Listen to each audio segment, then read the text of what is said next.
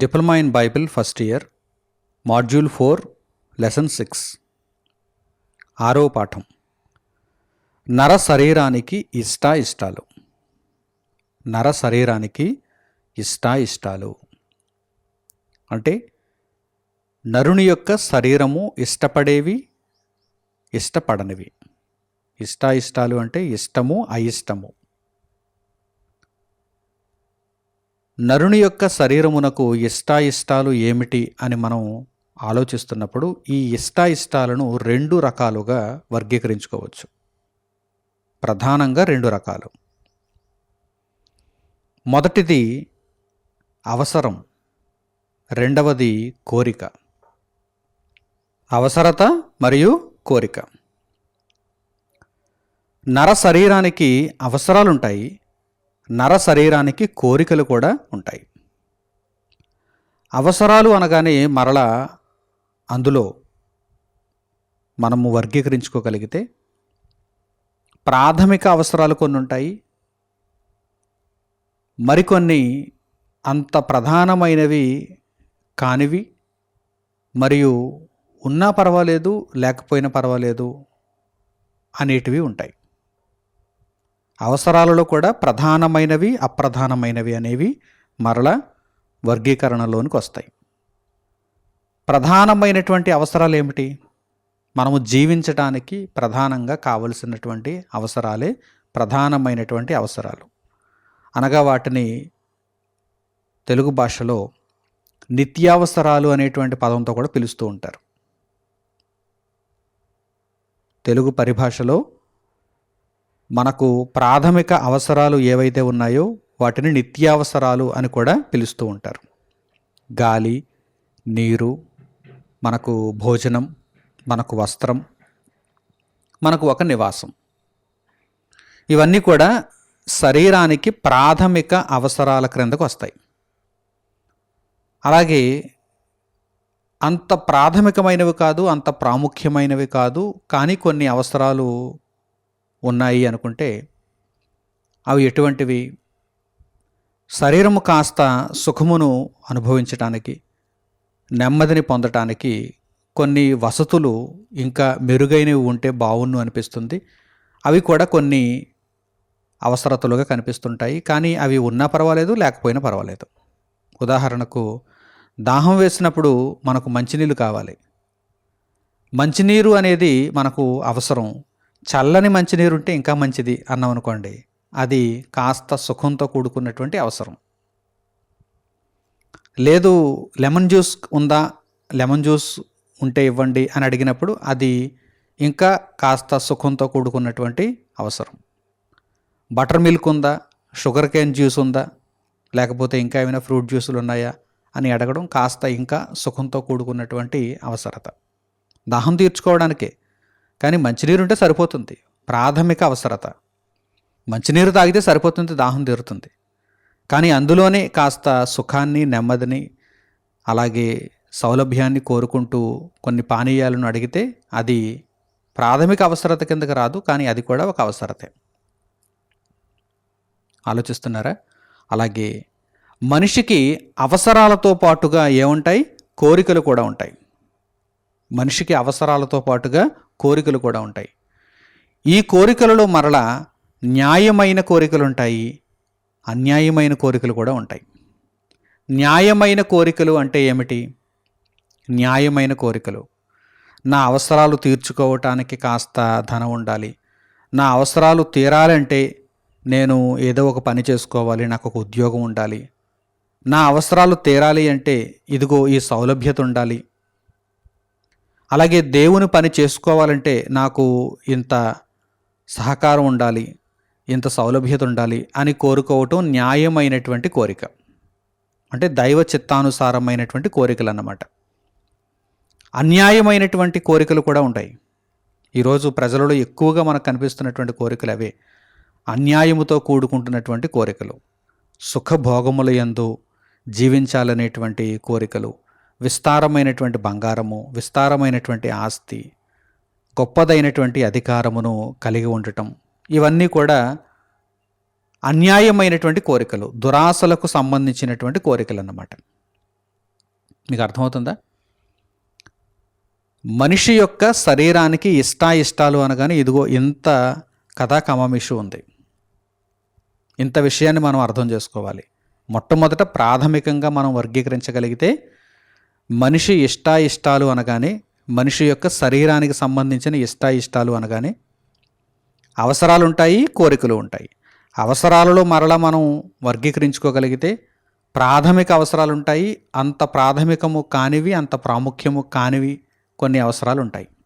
అలాగే కోరికలను కూడా మనము వర్గీకరించుకోగలిగితే కోరికలలో కూడా న్యాయమైన కోరికలు ఉంటాయి, అన్యాయమైన కోరికలు ఉంటాయి. ఇప్పుడు వేటిని మనము ఇష్టముగా భావించాలి, వేటిని మనము అయిష్టముగా త్రోసివేయాలి అనేటువంటి దానిని ఏది నిర్ణయించాలి?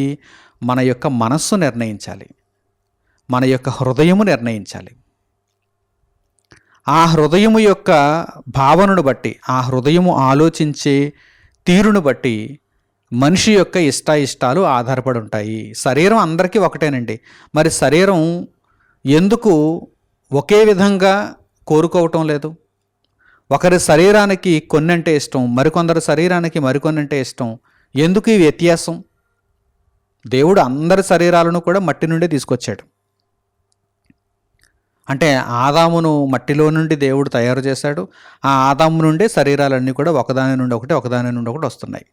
మరి శరీరాలన్నింటికీ కూడా ఒకే విధమైనటువంటి కోరికలు కానీ, ఒకే విధమైనటువంటి ఆలోచనలు కానీ కనిపించడం లేదు. ఎందుచేత? మనస్సులో తేడా వస్తుంది. మనస్సులో తేడా వస్తుంది. కొందరి మనస్సు కొన్ని ఇష్టాలను కలిగి ఉంటే మరికొందరి మనస్సు కొన్నిటిని ఇష్టాలుగా స్వీకరిస్తూ ఉంటుంది. అందుచేతనే మీ ఇష్టాలు ఏమిటండి అని అడుగుతూ ఉంటుంటారు. ఒకరి ఇష్టం మరొకరికి అయిష్టంగా ఉండొచ్చు, మరొకరి అయిష్టం కొందరికి ఇష్టంగా కూడా ఉండొచ్చు. ఇష్టాయిష్టాలు హృదయాన్ని బట్టి మారిపోతాయి. కానీ ప్రధానంగా అందరికీ ఉండేటివి ఇవే, అవసరాలు, కోరికలు. ఈ అవసరాలలో కూడా ప్రాముఖ్యమైనవి, ప్రాథమికమైనవి కొన్ని ఉంటే అంత ప్రాముఖ్యము కానివి, ప్రాథమికము కానివి మరికొన్ని ఉంటాయి. అలాగే కోరికలలో కూడా న్యాయమైనవి కొన్ని ఉంటే, అన్యాయమైనవి కొన్ని ఉంటాయి. అయితే వీటిలో దేనిని ఇష్టముగా స్వీకరించాలి, దేనిని కాదనుకోవాలి అనేటువంటి విషయం మనస్సు మీద ఆధారపడి ఉంటుంది. కనుక ఆ మనస్సును మనము జాగ్రత్త చేసుకోవాలి, ఆ మనస్సును మనము భద్రపరుచుకోవాలి, ఆ మనస్సును దేవుని వాక్యమునకు అనుకూలంగా మనం మలుచుకోవాలి. అప్పుడు మన ఇష్టాలన్నీ దేవుని యొక్క ఆలోచనకు తగినట్టుగా ఉంటాయి. మనము వేటినైతే కోరుకోకూడదో వాటిని అయిష్టంగానే భావిస్తాం. దేవుని వాక్యమునకు భిన్నమైన వాటిని అయిష్టంగా మనం భావిస్తాం. కనుక ఇదంతా కూడా ఇప్పుడు దేని మీద ఆధారపడి ఉంది? మనస్సు మీద. ఆ మనస్సును మనం జాగ్రత్త చేసుకోవాలి.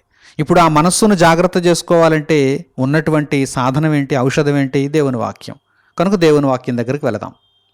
మన మనస్సును బాగు చేసుకోవటానికి, ఏవి కోరుకోదగినవో ఏవి కోరుకోదగనివో తెలుసుకోవటానికి, ఏవైతే అవసరాలుగా ఉన్నాయో ఈ శరీరానికి ప్రాథమిక అవసరాలు ఏవైతే ఉన్నాయో వాటిని మాత్రమే స్వీకరిస్తూ దేవుని యొక్క చిత్తములో మనము ముందుకు కొనసాగటానికి దేవుని వాక్యమును ఇప్పుడు మనస్సుకు ఒక ఔషధంగా మనం తీసుకోవాలి.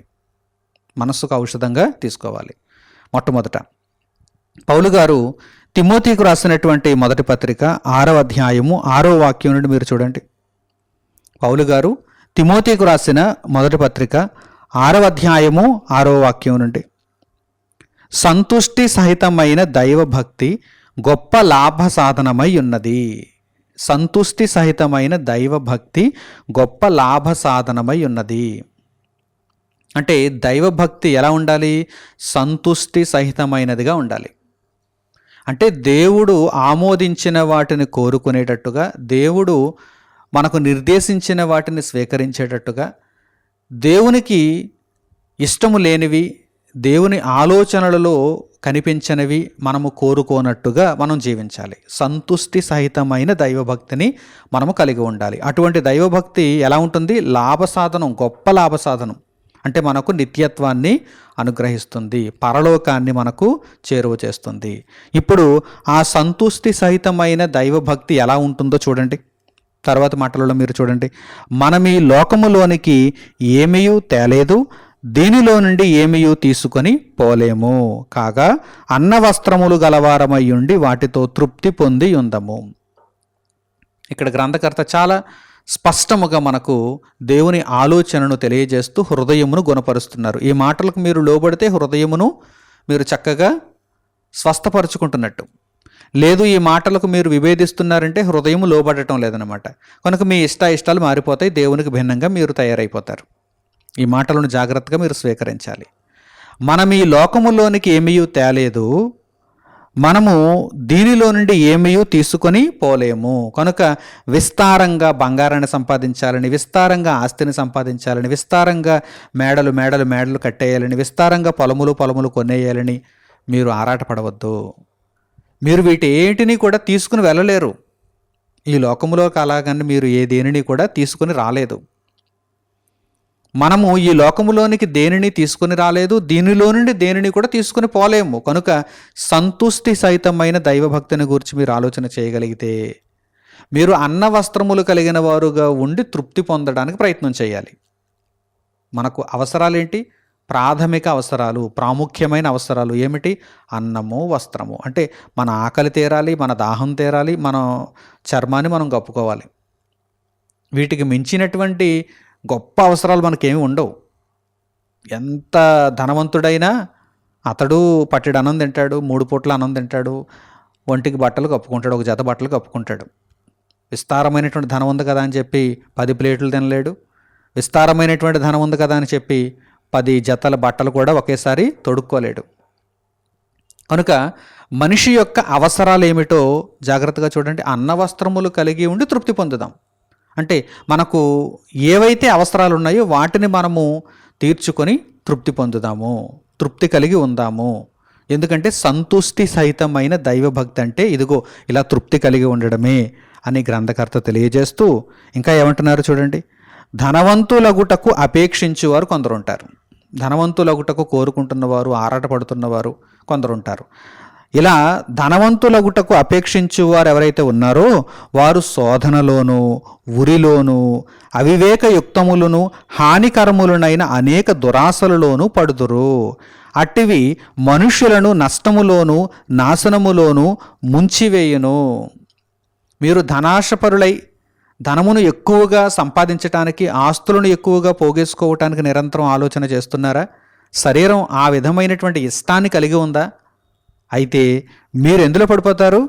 శోధనలో పడిపోతారు, హానికరమైనటువంటి దురాశలో పడిపోతారు, ఉరిలో పడిపోతారు, చాలా భయంకరమైనటువంటి విధానంలోనికి మీరు వెళ్ళిపోతారు అని దేవుడు తెలియజేస్తున్నాడు. ఎందుకంటే చూడండి, ఎందుకనగా ధనాపేక్ష సమస్తమైన కీడులకు మూలము. మీకు జరిగే ప్రతి కీడుకు కూడా ధనాపేక్ష ఒక మూలమైనటువంటి అంశముగా కనిపిస్తుంది. కనుక ధనాపేక్ష సమస్తమైన కీడులకు మూలము కనుక, అలాగే చరిత్రను కూడా మీరు చూడగలిగితే కొందరు దానిని ఆశించి విశ్వాసము నుండి తొలగిపోయి నానా బాధలతో తమ్మును తామే పొడుచుకొనిరి అని కూడా మనం గమనించగలం. కనుక మీ జీవితకాలమంతా సంతుష్టి సహితమైన దైవ భక్తిని మీరు కలిగి ఉండడానికి ప్రయత్నం చేయండి. శరీరానికి ఎన్నో ఇష్టాలు ఉంటాయి. మీరు మనస్సును అదుపు చేసుకోలేకపోతే, మనస్సునకు మీరు ఇదిగో దేవుని వాక్యం అనే గొప్ప ఔషధాన్ని మీరు ఇవ్వలేకపోతే, మనస్సు శరీరానికి ఏవేవో ఆశలను, ఇష్టాలను పుట్టిస్తుంది. శరీరం ఆ ప్రకారంగా వెళ్ళిపోతుంది. కనుక మీరు మనస్సును కంట్రోల్ చేసుకోవాలి.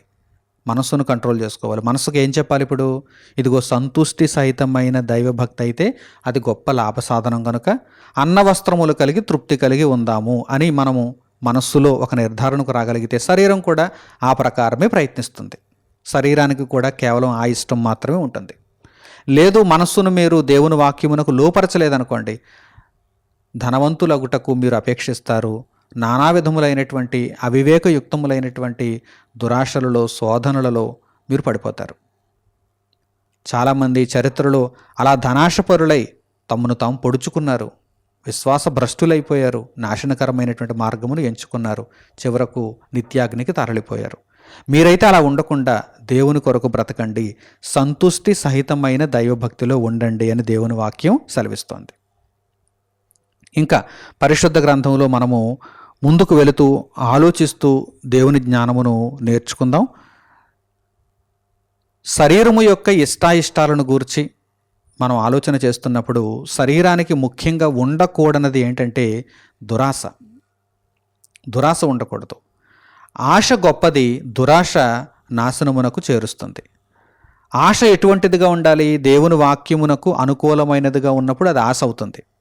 నేను పరలోకానికి వెళ్ళాలి, నేను దేవుని కొరకు బ్రతకాలి, నేను దేవుని చిత్తమును పరిపూర్ణం చేసుకోవాలి అనేది ఆశ. ఈ లోకమును అమితంగా అనుభవించాలి, ఈ లోకంలో ఉన్న సర్వసుఖాలు నాకే కావాలి, శరీరాన్ని నేను సుఖపెట్టుకోవాలి, నేను నా ఇష్టాన్ని నెరవేర్చుకోవాలి అనేది దురాశ.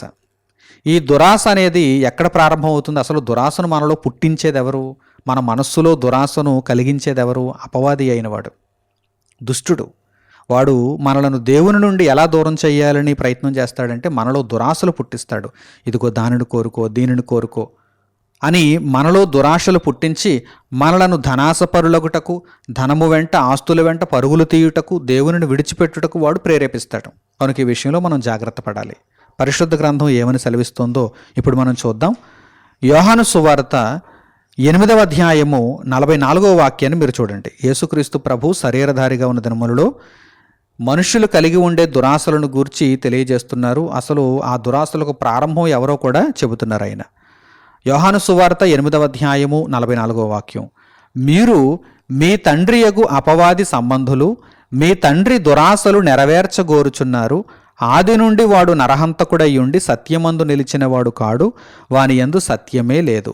వాడు అబద్ధమాడునప్పుడు తన స్వభావమును అనుసరించియే మాటలాడును. వాడు అబద్ధికుడును అబద్ధమునకు జనకుడునై ఉన్నాడు. అపవాది అయినవాడు, వాని యందు సత్యమే లేదు. వాడు అబద్ధికుడు, వాడు అబద్ధమునకు జనకుడు. చూసారా? ఈ అపవాది అయిన వాడికి ఉండేటువంటి విధానం ఏంటి? దురాశ. వాడి దురాశను మీరు నెరవేర్చగోరుచున్నారు. వాడు మీ హృదయంలోనికి పూర్తిగా దురాశను ఎక్కించేశాడు. కనుక వాడి యొక్క ఆలోచనను మీరు నెరవేర్చగోరుచున్నారు అని యేసుక్రీస్తు ప్రభువు ఆయన చెప్పినటువంటి వాక్యమును వినని వారితో మాట్లాడుతున్నారు. ఈ విధంగా ఆయన ప్రకటించినటువంటి వాక్యమును వినలేకపోతున్నారు ఆ రోజు యూదులు. కనుక అలా వినలేకపోవడానికి కారణం ఏంటి? వారి హృదయం అంతా దురాశలతో నిండిపోయింది. అపవాది అయిన వాని యొక్క దురాశలతో వారి హృదయం నిండిపోయింది. కనుక ఇదిగో మీ తండ్రి యొక్క అపవాది దురాశలను మీరు నెరవేర్చగోరుచున్నారు, కనుక ఇలా దేవుని వాక్యాన్ని వినకుండా లోకం కోసం మీరు బ్రతుకుతున్నారు అని యేసుక్రీస్తు ప్రభు ఇక్కడ చెబుతున్నారు. కనుక హృదయమును గుణపరుచుకోవాలి. హృదయములో దురాశ ఉందంటే శరీరం కోరుకోకూడని వాటిని కోరుకుంటుంది.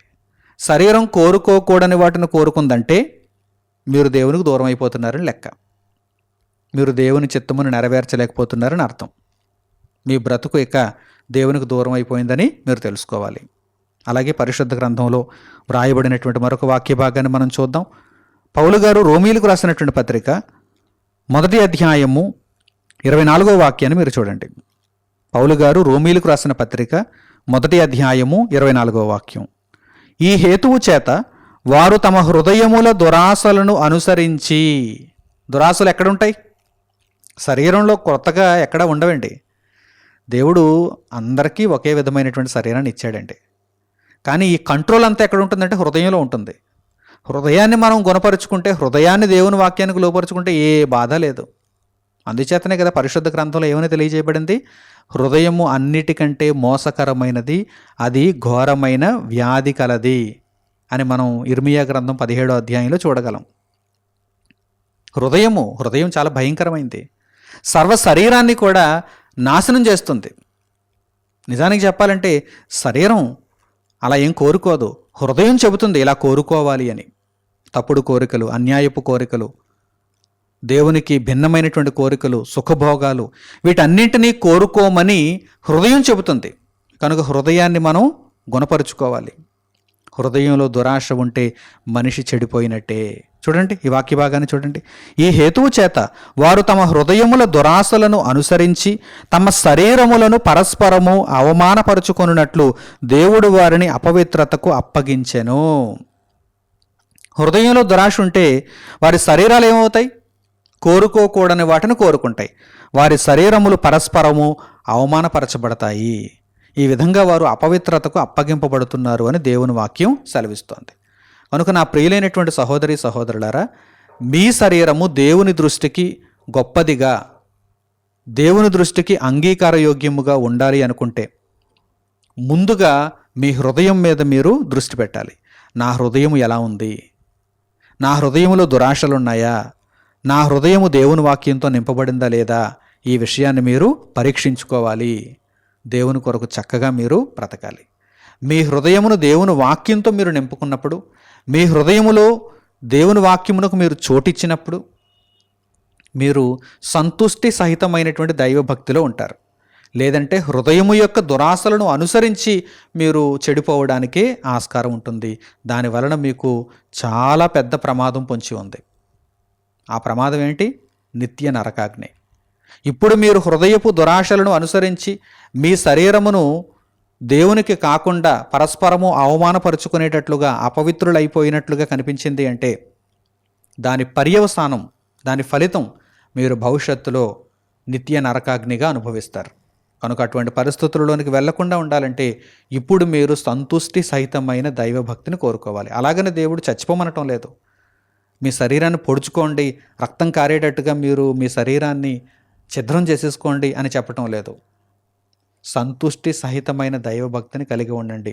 అన్న వస్త్రములతో తృప్తి కలిగి ఉండండి. అన్న వస్త్రములతో తృప్తి కలిగి ఉండండి అంటే దేవుడు మనలను చక్కగా ఉండమంటున్నాడు. అలాగని విస్తారమైనటువంటి సుఖభోగములలోనికి వెళ్ళొద్దంటున్నాడు. అలాగని చచ్చిపోమని చెప్పటం లేదు.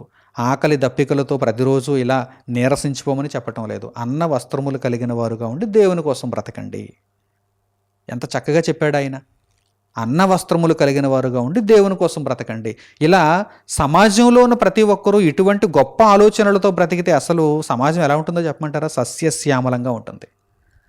సస్యశ్యామలంగా విస్తారమైనటువంటి మనుష్యులు కదా, కోకొల్లలుగా ఉన్నటువంటి మనుషులు. వీరందరూ కూడా నేను అన్న వస్త్రములు కలిగి తృప్తి కలిగి జీవిస్తాను, సంతుష్టి సహితమైన దైవభక్తిలో నేను ఉంటాను అని నిర్ణయం తీసుకుంటే ఎంత చక్కగా ఉంటుంది చెప్పండి ఈ సమాజం. అసలు ఎక్కడైనా దోపిడీ కానీ, లేక వ్యభిచారం కానీ, లేకపోతే నరహత్య కానీ, లేకపోతే ఇతరులను బాధ పెట్టడం కానీ ఇవి ఏమైనా కనిపిస్తాయా? అందరూ దేవుని కోసం బ్రతకడానికి ఆరాటపడతారు. కానీ అపవాది అయిన వాడు మనుషుల హృదయాలను కబలించాడు. మనుషుల హృదయాలలో దురాశలను పుట్టిస్తున్నాడు. ఇదిగో దానిని కోరుకో, దీనిని కోరుకో, ఈ మేడలు కట్టడానికి కోరుకో, అదిగో ఆ పొలాలను కొనడానికి కోరుకో, ఇదిగో విస్తారమైనటువంటి బంగారాన్ని సంపాదించడం కోరుకో, ఇదిగో కట్టలు కట్టలు నోట్లు నీవు పోగేసుకోవడానికి కోరుకో. ఈ విధంగా మనుషుల హృదయాలలో దురాశలను పుట్టిస్తున్నాడు. శరీర సుఖాలకు వారిని అలవాటు చేస్తున్నాడు. కనుక వారు దేవుని వాక్యం వైపు తిరగలేకపోతున్నారు. వారందరూ అపవిత్రులుగానే మిగిలిపోతున్నారు. కనుక ఈ వాక్యములు వింటున్నటువంటి మీరైనా హృదయములను గుణపరుచుకొని ఏవైతే దేవుని దృష్టికి అంగీకారములో వాటిని మాత్రమే మీరు కోరుకుంటూ స్వీకరిస్తూ అన్న వస్త్రములు కలిగి తృప్తి కలిగి ఉండి సంతుష్టి సహితమైన దైవభక్తిలో ఉండాలని దేవుని వాక్యం సెలవిస్తోంది. ఆ విధంగా మీరు బ్రతకండి. అలాగే పౌలు గారు రోమీలకు రాసినటువంటి పత్రికలోని 6వ అధ్యాయము 12వ వాక్యాన్ని కూడా చూడండి. పౌలు గారు రోమీలకు రాసిన పత్రిక 6వ అధ్యాయము 12వ వాక్యం. కాబట్టి శరీర దురాశలకు లోబడునట్లుగా చావునకు లోనైన మీ శరీరమందు పాపమును ఏలనీయకుడి. దీని పర్యవసానం ఏమిటో దేవుడు ఇక్కడ తెలియజేశాడు. ఏమిటి పర్యవసానం? చావు, మరణం. కాబట్టి శరీర దురాశలకు, శరీరంలో ఉన్నటువంటి దురాశలు ఎక్కడి నుంచి ప్రారంభమవుతున్నాయి? మనస్సు నుంచి, హృదయం నుండి. శరీర దురాశలకు లోబడునట్లుగా చావునకు లోనైన మీ శరీరమందు పాపమును ఏలనీయకుడి. ఇప్పుడు ఈ దురాశలను నెరవేర్చుకోవాలి, ఫుల్ఫిల్ చేసుకోవాలనుకుంటే ఏం చేయాలి? పాపమే చేయాలి. దురాశలు ఊరకనే నెరవేరుతాయా? మీరు పవిత్రతలో ఉన్నప్పుడు దురాశలు అసలు ఉండవు. ఒకవేళ ఉన్నా పవిత్రతలో ఉండి దురాశలను నెరవేర్చుకుందామంటే అది వీలయ్యే పనా? లేదు. మీరు పాపం చేయాల్సిందే. మీరు దురాశలను నెరవేర్చుకోవాలనుకుంటే పాపం చేయాల్సిందే. అటువంటి పరిస్థితుల్లో ఉండకూడదని దేవుడు తెలియజేస్తున్నాడు. మీకు అర్థమవుతుందా? దురాశలను నెరవేర్చుకొనుగోరు వారైతే తప్పకుండా మీరు పాపం చేయవలసిన వారుగానే కనిపిస్తారు. మరి పాపాత్ములైనటువంటి మీకు పరలోకం ఎలా వస్తుంది? నిత్యత్వం ఎలా అనుగ్రహింపబడుతుంది? అదే దేవుని ప్రశ్న. అందుకే ఆయన ఏమంటున్నాడు చూడండి, కాబట్టి శరీర దురాశలకు లోబడినట్లుగా చావునకు లోనైన మీ శరీరమందు పాపమును ఏలనీయకుడి. చావునకు లోనైన మీ శరీరమందు పాపమును ఏలనీయకుడి అంటే దురాశల జోలికి వెళ్ళారా? ఆ దురాశలను నెరవేర్చుకోవాలని మీరు ప్రయత్నం చేస్తున్నారా? అంటే మీరు పాపము చేస్తున్నవారుగా కనిపిస్తున్నారు.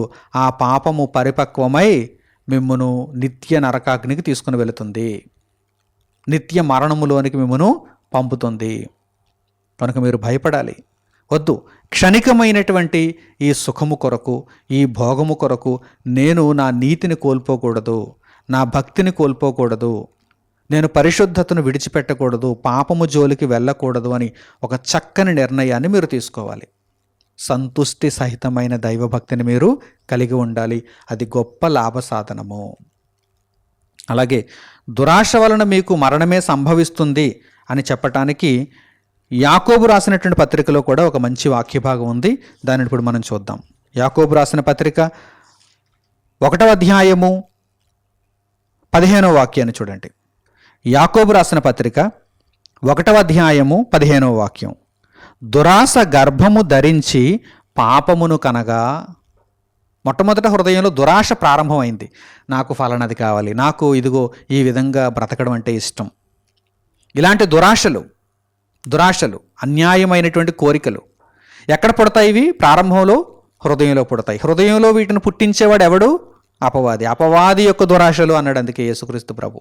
అపవాది యొక్క దురాశలను మీరు నెరవేర్చగోరుతున్నారు, అందుకే దేవుని వాక్యాన్ని వినలేకపోతున్నారు అన్నారు కదా.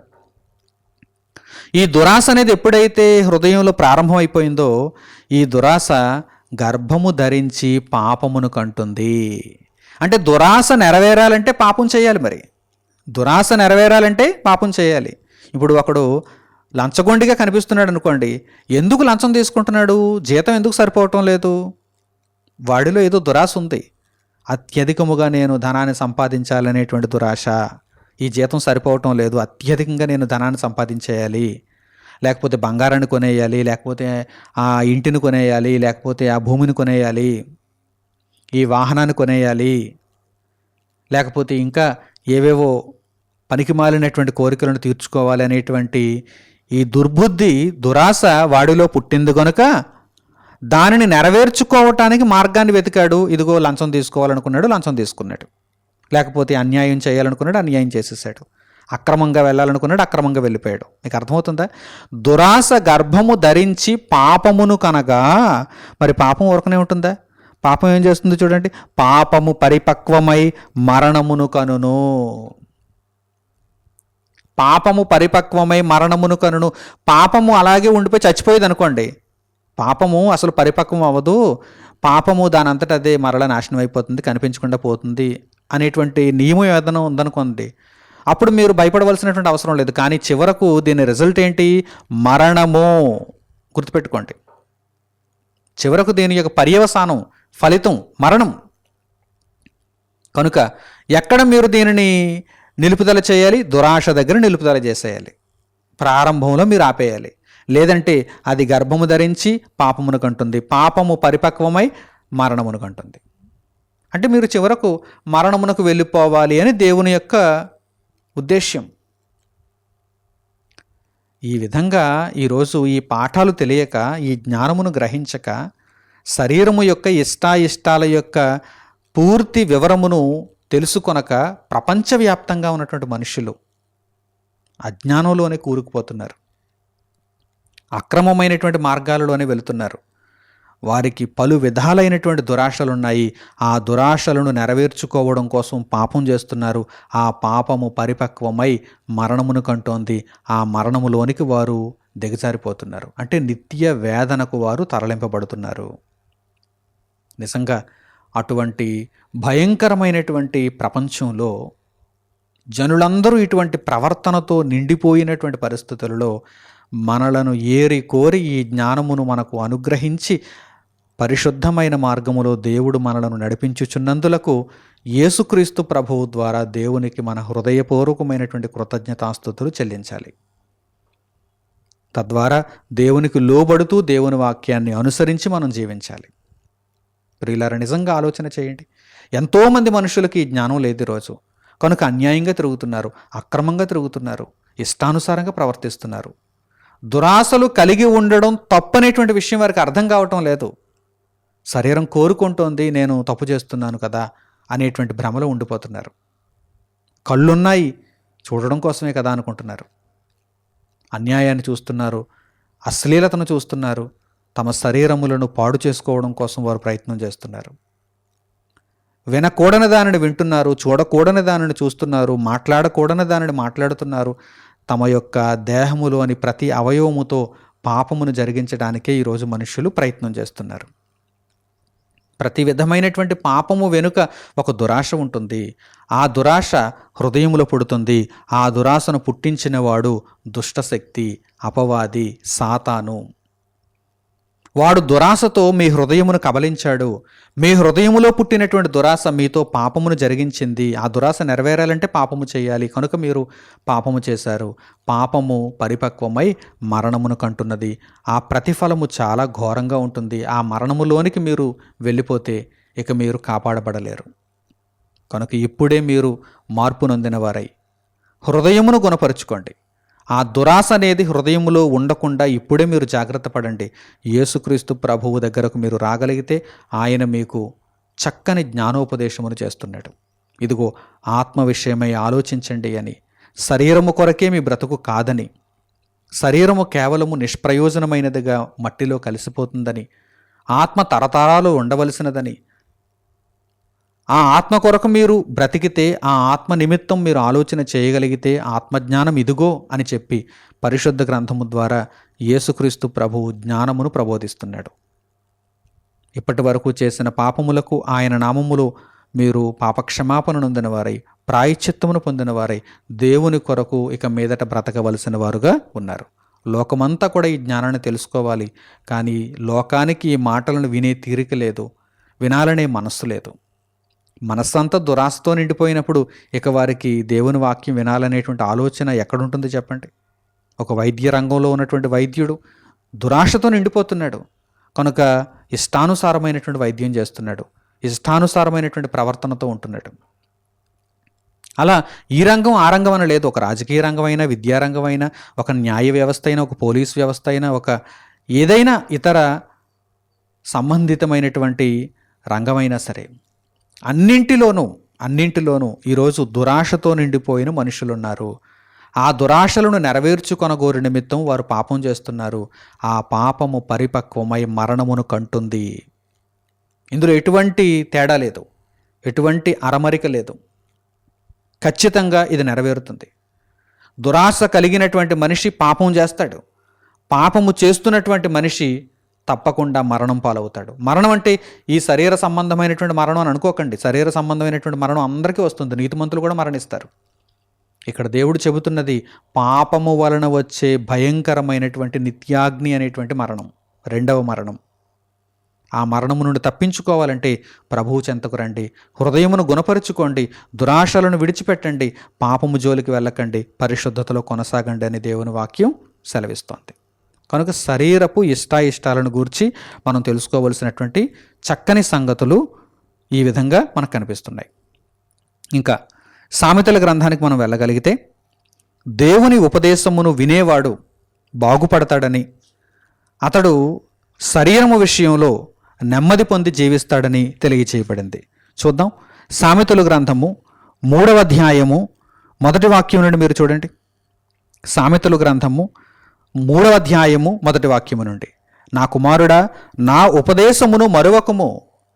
నీ హృదయంలో దేవుని మాట లేకపోతే నీవు ఏదైతే కోరుకోకూడదో దానిని కోరుకుంటూ నీ బ్రతుకునే పాడు చేసుకుంటావు.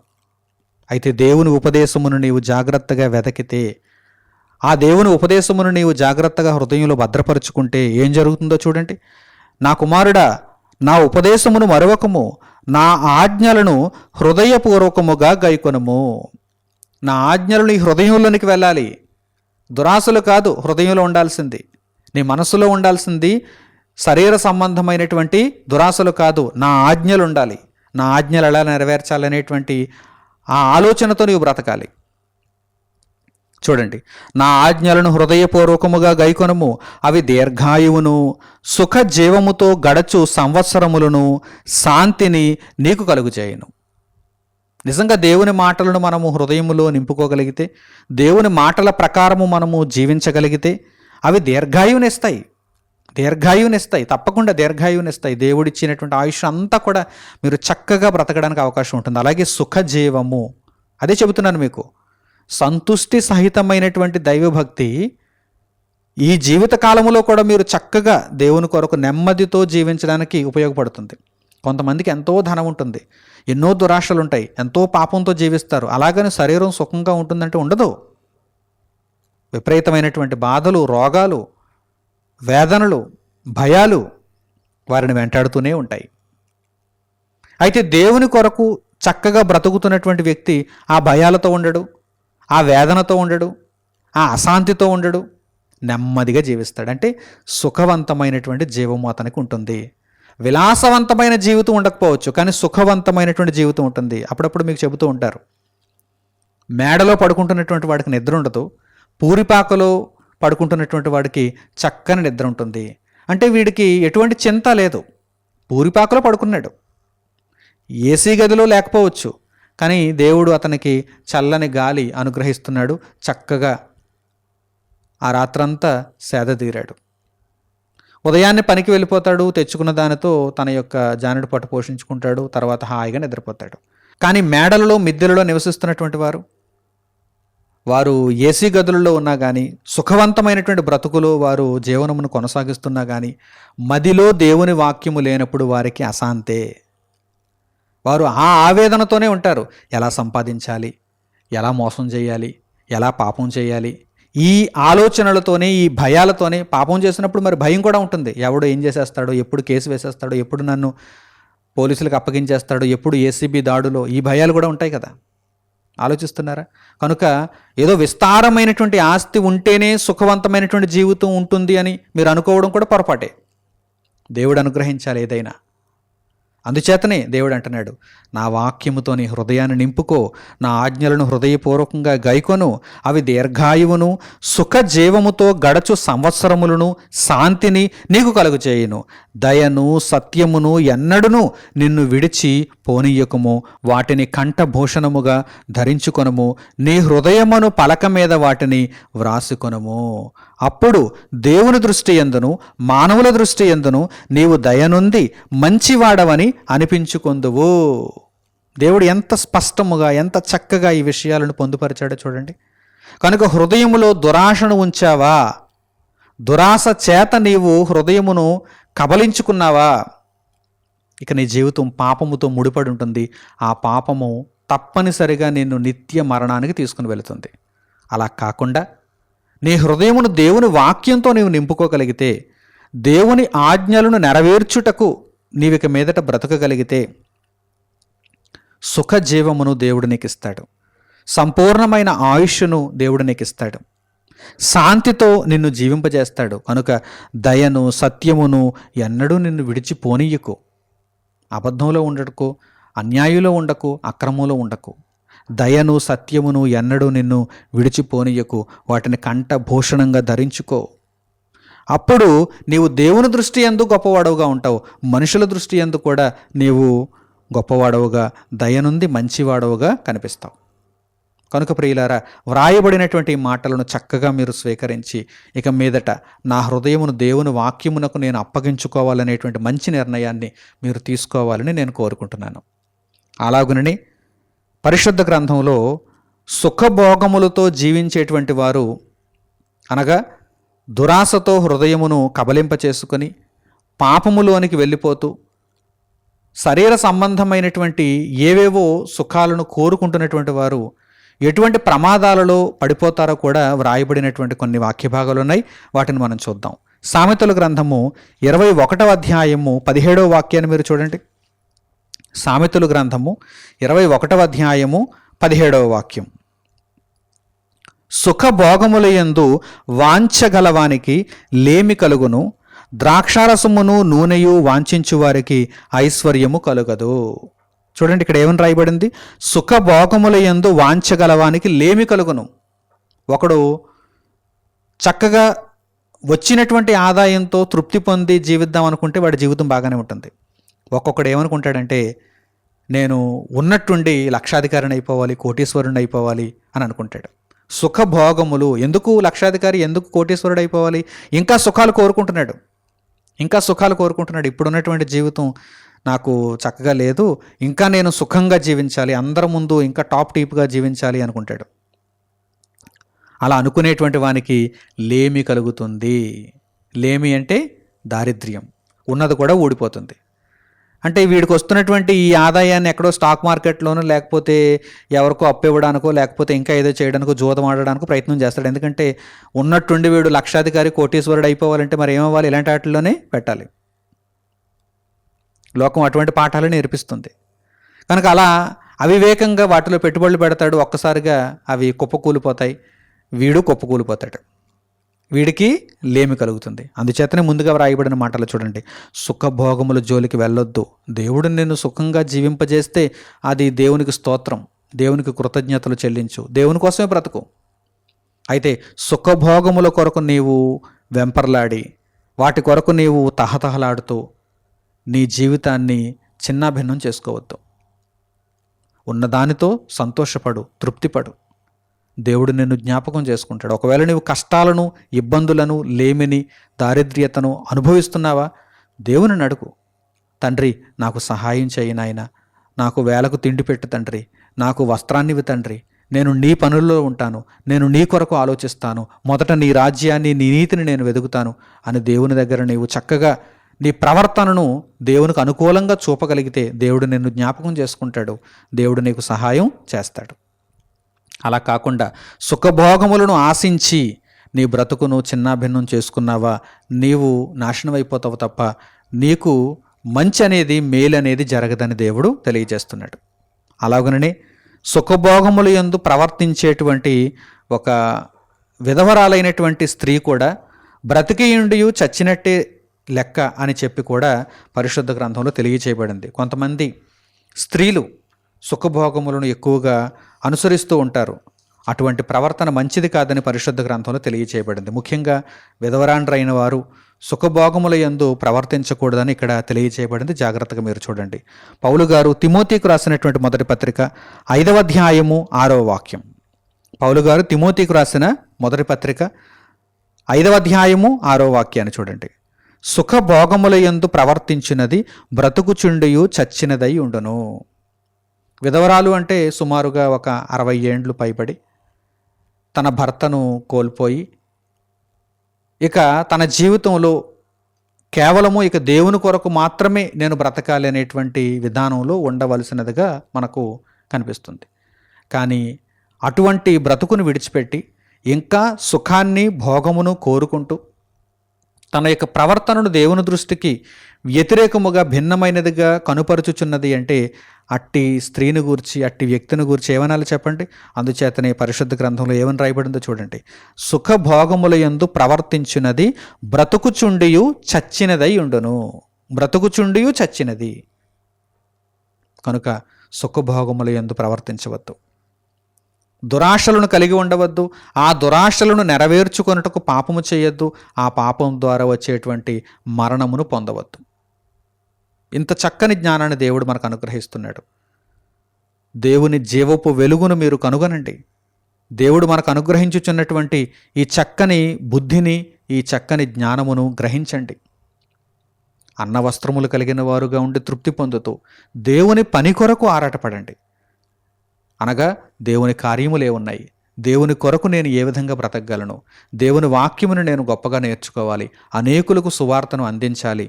ఈ విషయములపై మీరు ఆలోచన కలిగి ఉన్నప్పుడు మీ యొక్క బ్రతుకునందు దేవునికి సంతోషం కలుగుతుంది, మీరు నిత్య జీవమును చూడగలిగేటువంటి అవకాశం దొరుకుతుంది. లేదంటే సుఖభోగముల యందు ఉన్నవారై మీ బ్రతుకును మీరే పాడు చేసుకున్నవారుగా కనిపిస్తారు. అలాగే యాకోబు రాసినటువంటి పత్రిక 4వ అధ్యాయము 1వ వాక్యము నుండి కూడా మీరు చూడండి. యాకోబు రాసిన పత్రిక 4వ అధ్యాయము 1వ వాక్యము నుండి, మీలో యుద్ధములను పోరాటములను దేని నుండి కలుగుచున్నవి?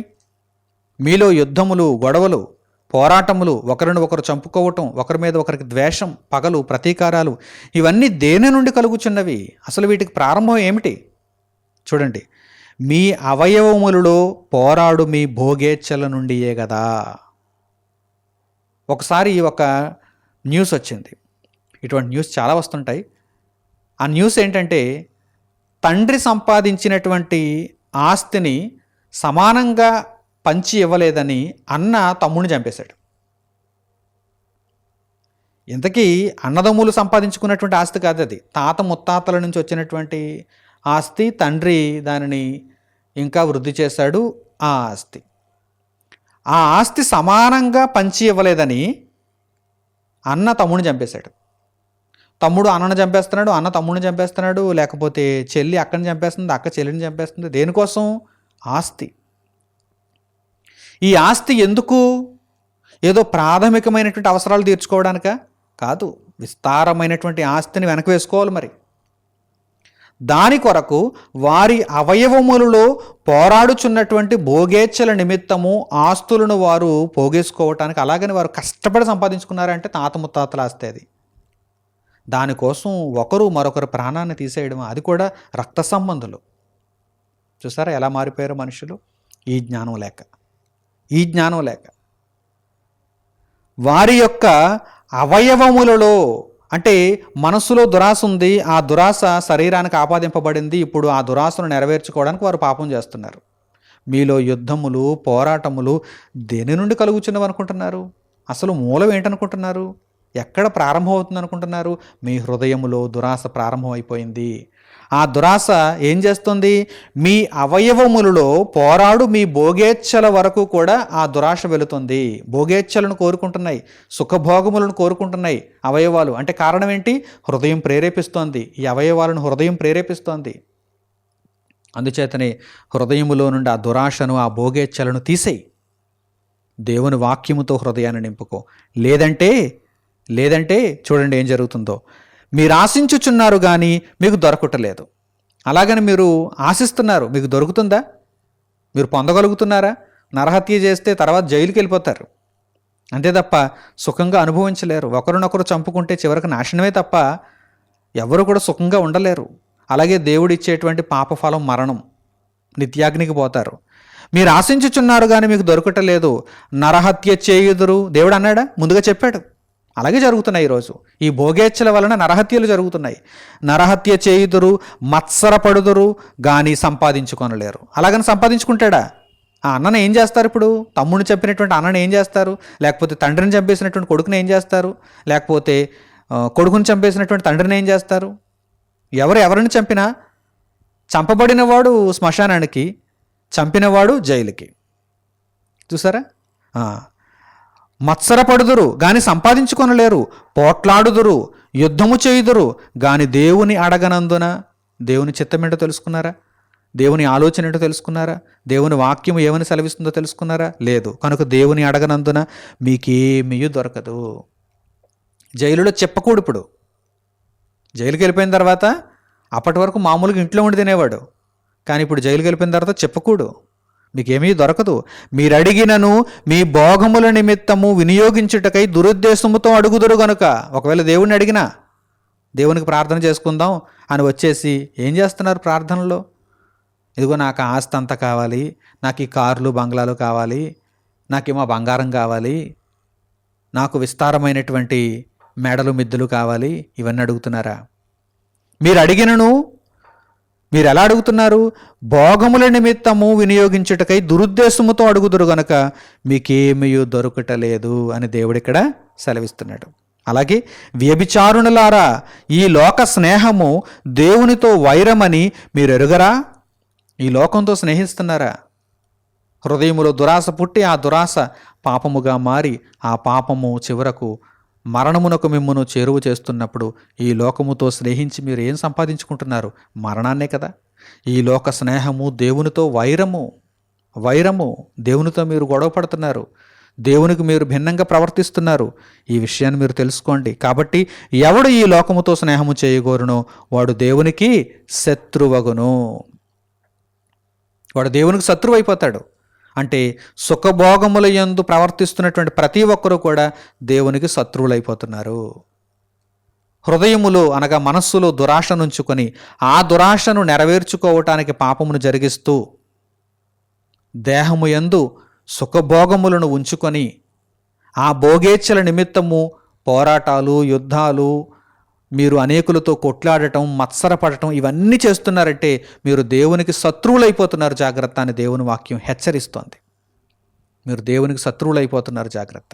కనుక సంతుష్టి సహితమైన దైవ భక్తులకు వచ్చేయండి. అన్న వస్త్రములు కలిగిన వారుగా ఉండి తృప్తి పొందండి. దేవుని పనిని చేయండి. దేవుని పనిని చేయకపోతే బాధపడండి. అంతే తప్ప ఏదో పొందలేకపోయానని, ఏ సుఖాన్ని అనుభవించలేకపోయానని బాధపడకండి. దేవుని కొరకు బ్రతకలేకపోతున్నానే అని బాధపడండి. దేవుని చిత్తమును నెరవేర్చలేకపోతున్నానే అని బాధపడండి.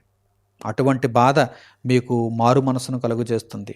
దైవ చిత్తానుసారమైనటువంటి దుఃఖము మీకు మారు మనసును కలుగు చేస్తుంది. రక్షణార్థమైనటువంటి మారు మనసును కలుగు చేస్తుంది.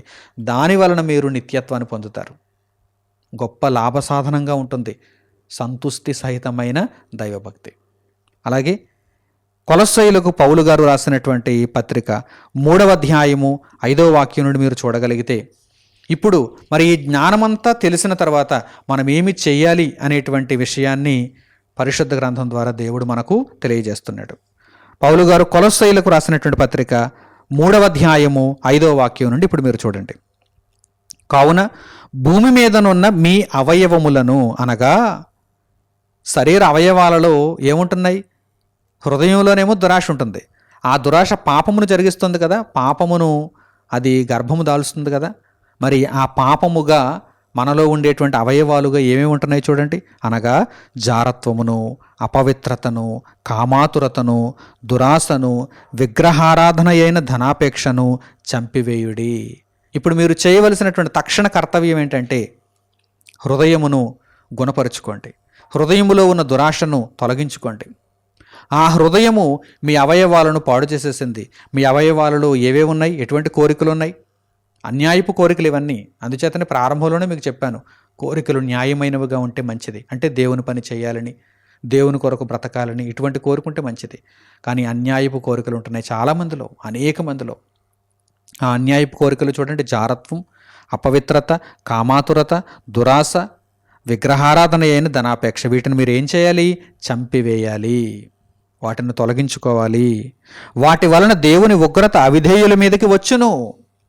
ఒకవేళ ఇవి మీ అవయవములలో ఉంటే, మీ శరీరమందు ఉంటే, దాని వలన దేవుని ఉగ్రత మీ మీదకి వస్తుంది.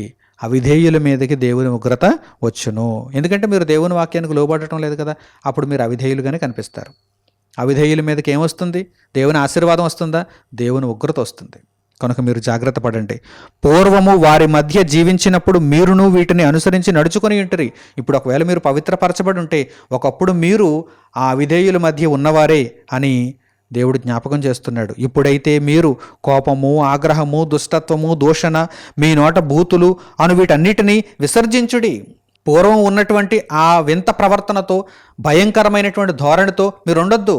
వాటన్నిటిని మీరు విసర్జించండి. ఒకరితో ఒకడు అబద్ధమాడకుడి. ఎలయనగా ప్రాచీన స్వభావమును దాని క్రియలతో కూడా మీరు పరిత్యజించి జ్ఞానము కలుగు నిమిత్తము దానిని సృష్టించిన వాని పోలిక చొప్పున నూతన పరచబడుచున్న నవీన స్వభావమును ధరించుకొని ఉన్నారు. మన స్వభావం మారిపోవాలి. నవీన స్వభావంగా మన స్వభావం మారిపోవాలి. ఇప్పుడు మనం కోరుకోవలసినవి చెడు కార్యక్రమాలను కాదు. సుఖభోగముల యందు శరీరము ఉండేటువంటి విధానంలో మనం ఆలోచన చేయకూడదు. మన శరీరమును దేవుని కొరకు మనం వినియోగించాలి. దేవుని చిత్తానుసారంగా మనం నడుచుకోవాలి.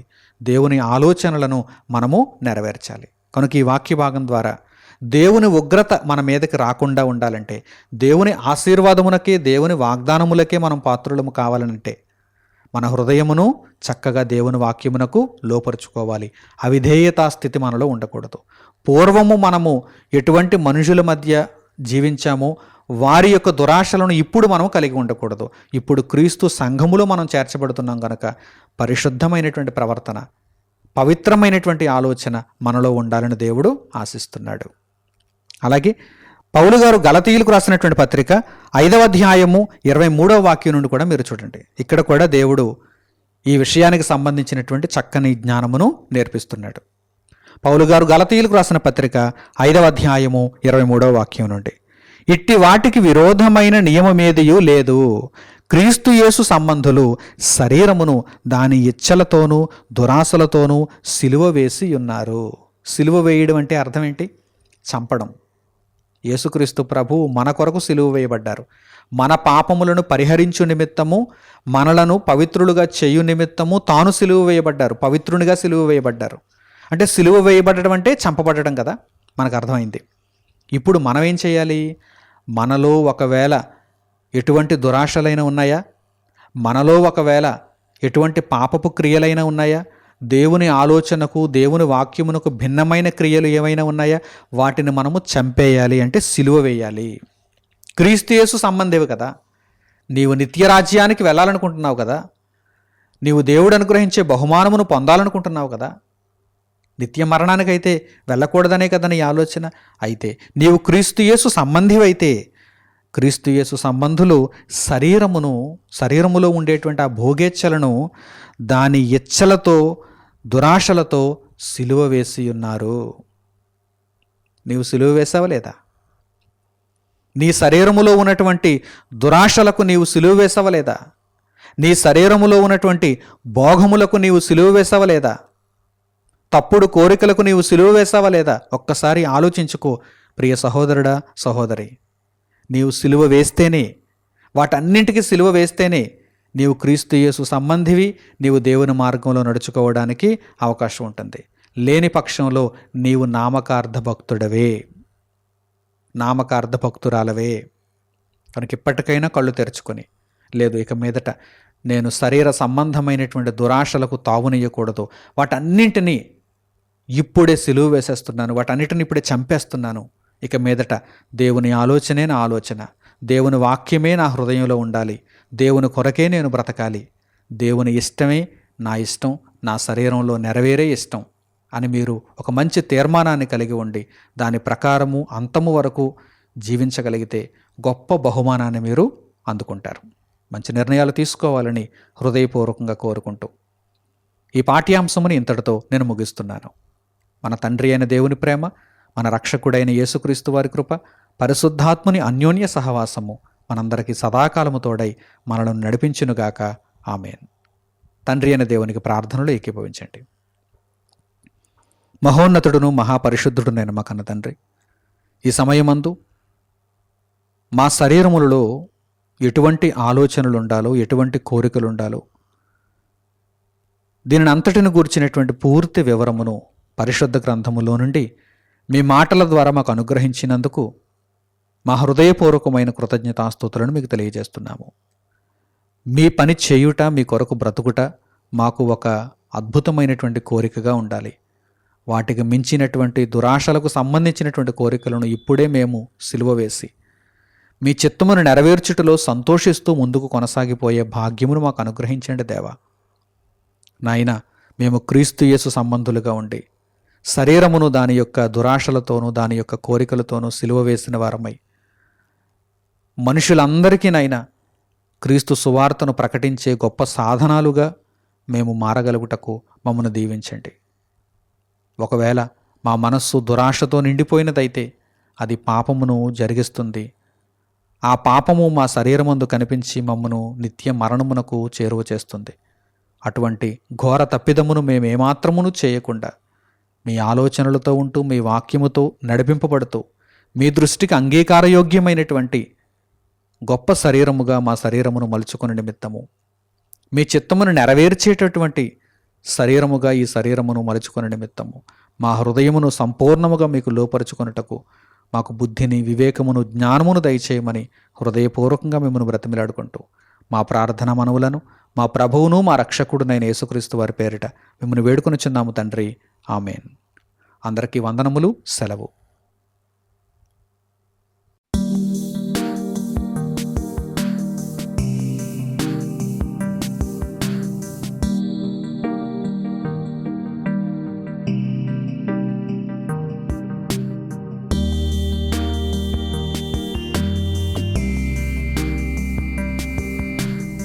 సహోదరులు మణికుమార్ గారు ప్రసంగించిన ఎన్నో ఆత్మ సంబంధమైన సంగతులను ఉచితముగా వీక్షించుటకు మా యూట్యూబ్ ఛానల్స్ ను తప్పక దర్శించండి. మా సమాచారమును ఎప్పటికప్పుడు తెలుసుకుని ఆత్మీయాభివృద్ధి నొందవలనంటే మా యూట్యూబ్ ఛానల్స్ ను సబ్స్క్రైబ్ చేసుకోండి. సత్వర నోటిఫికేషన్ల కొరకు సబ్స్క్రైబ్ బటన్ ప్రక్కనే ఉన్న బెల్ సింబల్ ను క్లిక్ చేయండి. మరిన్ని వివరములకు మీరు సంప్రదించవలసిన మా ఫోన్ నెంబర్స్ 8978414178 మరియు 83392766. ధన్యవాదములు. ఈ కార్యక్రమమును అనేక మందికి పరిచయం చేయగలరని ఆశిస్తున్నాము. ప్రభువైన యేసుక్రీస్తు పేరిట మీకు శుభములు.